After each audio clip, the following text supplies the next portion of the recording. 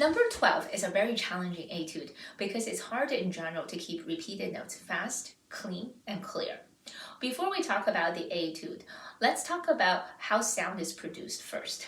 When we press a key down, until the halfway point, it's very easy and there's no weight attached to it. There's also no sound. So what we have to do is keep our hand on the bottom half where you can feel a little bit of pressure going down and you start to hear the sound. That's where actually the hammer is striking the string. We cannot allow the key to pop all the way back up, let alone have your finger leave the key, because what we're risking is no sound coming out. Right? So you have to know exactly where that point is, or where escapement is, and then keep your fingers there, that low, that close to the keys.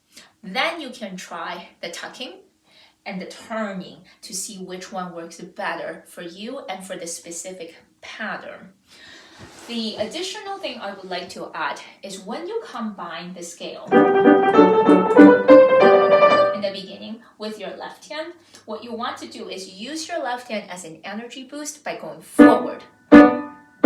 So it's adding a little bit of push for you to keep going, instead of a downward, which will push you down into the keys, and start to add tension. When we get to the second section, we have a new combination within the 3-note pattern. So we have 2 repeated notes, a jump of a third. Then 4 bars later, we start with a third and then 2 repeated notes. Here, there is a new motion as well.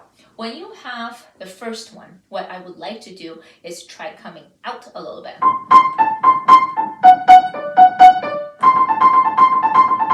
So you can see it does a little bit of a half circle this way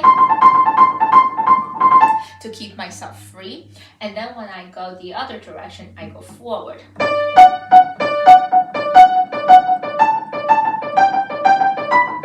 Now, as you speed up, all these motions become very subtle. So it's very hard for people to see, but you as a player need to understand that that's what's happening instead of just keeping it still.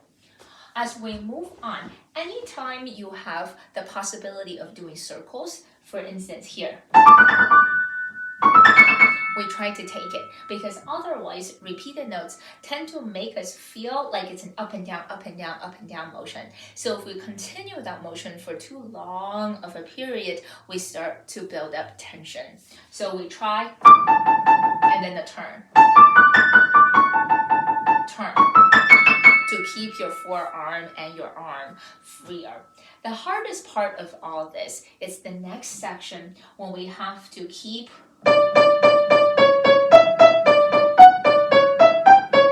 melody on top while we have 2, 1, 2, 1, 2, 1, 2, 1 repeated notes underneath. So the first thing we do is try to find where 2, 1 is going to match, and it'll be very easy for them to go back and forth. You try different wrist levels until you find one that's going to give you the quickest repetition. And then you stay there.